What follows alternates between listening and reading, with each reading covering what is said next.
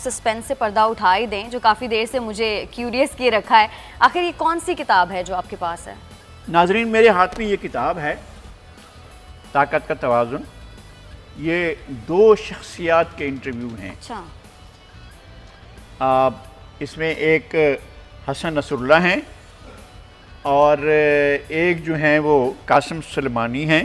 حسن نصر اللہ اور قاسم سلیمانی. اور حسن نصر اللہ حزب اللہ کے لبنان میں جو تنظیم ہے اس کے سربراہ ہیں، جس نے 2006 کی اسرائیل لبنان وار میں اسرائیل کو کے دانت کھٹے کر دیے تھے، جس نے شکست سے دوچار کیا تھا. پہلی دفعہ تاریخ میں لبنان نے اور خاص طور پر حزب اللہ نے اسرائیل کو شرمناک شکست سے دوچار کیا تھا، اور اس کا کوئی فوجی لبنان کی زمینی سرحد پر اپنا قدم نہیں رکھنے پایا تھا. ان نے ایک انچ جو ہے اسرائیل کے لیے غیر محفوظ بنا دیا تھا. ایک ان کے انٹرویو ہیں حسن نصر اللہ کے، اور حسن نصر اللہ کے 5 گھنٹے طویل مختلف نشستوں میں لیے گئے انٹرویو ہیں. اور اس میں قاسم سلیمانی کمانڈر جو ابھی امریکہ کے ڈرون میزائل کا نشانہ بنے ہیں بغداد میں، ان کا بھی انٹرویو ہے. بہت دلچسپ انٹرویو ہے. بہت ابھی کتاب پبلش ہوئی ہے لگائی صاحب؟ یہ گزشتہ رات کو یہ شائع ہو کر آئی ہے، یعنی پچھلی رات کو.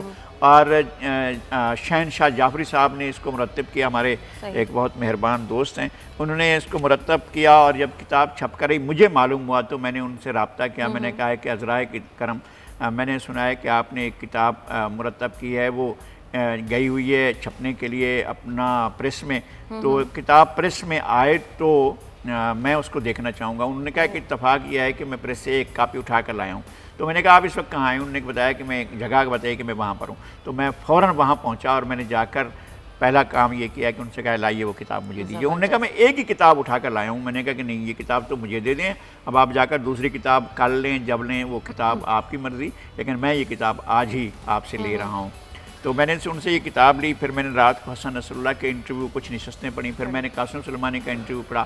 کیا چونکا دینے والا، حیرت انگیز، ایک بہت ہی حیرت انگیز ایک انٹرویو ہے، جس میں انہوں نے اپنی ملاقاتوں کا ذکر کیا ہے. ان سے آیت اللہ خامنائی کے ساتھ ملاقاتوں کا ذکر کیا ہے. حسن نصر اللہ کے وہ ساتھ رہے ہیں، اس جنگ کی پوری جنگ کے دوران وہ ان کے ساتھ رہے ہیں. 3 آدمی ایک ساتھ رابطے میں رہتے تھے. عماد مغنیہ وہ جو تھے سربراہ تھے اس کے عسکری ونگ کے حزب اللہ کے، وہ تھے. وہ اس کے بعد ان کو ایک امریکی نے کار بم کے حملے میں انہیں نشانہ بنایا تھا، وہ اس میں جاں بحق ہوئے تھے. اور قاسم سلیمانی یہ ایک اور کمانڈر تھے جو حسن نصر اللہ کے ساتھ تھے. حسن نصر اللہ کے حزب اللہ جو ہے دنیا کی ان حیرت انگیز تنظیموں میں ہے کہ جو تنظیمیں برسرے زمین نہیں ہوتی ہیں، سرفیس پر نہیں ہوتی ہیں، وہ انڈر گراؤنڈ تنظیم کے طور پر اس نے کام کیا. اور اس نے اسرائیل جیسی طاقتور آرمی کو بے پناہ تباہی، کوئی انہوں نے جگہ نہیں چھوڑی جہاں بمباری نہ کی ہو. اور اس پوری بمباری کے دوران حزب اللہ کا کوئی بہت بڑا نقصان نہیں ہوا، بہت کم نقصان ہوا اس کا. لیکن اس نے اسرائیل کا جب بحری اس کو نشانہ بنایا بحری جہاز کو، اور بحری جہاز جو ہے 2 ٹکڑے ہو گیا. ایسے میزائل تو تصور بھی نہیں کر سکتے تھے کہ ان کے پاس ایسا میزائل ہوگا. جن میزائلوں کا پہلے ہمارے سیگمنٹ میں ایک اینکر صاحب جو ہیں شاہ زیب خان زادہ ذکر کر رہے تھے کہ ان کے پاس تو صرف یہ میزائل ہیں. ان میزائلوں نے کیا ان کی یہ تک صلاحیت نہیں تھی بحری جہازوں کی کہ ان کو معلوم ہو سکتا کہ میزائل ان کے اتنا قریب ہے اور ان کو تباہ کرنے والا ہے.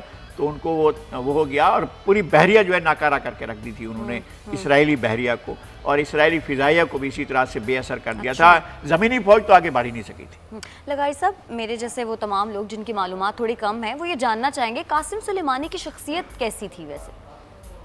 بے پناہ قسم کی ایک اندر کی انرجی ہوتی ہے. تو ایک سپاہی، ایک سولجر کی زندگی.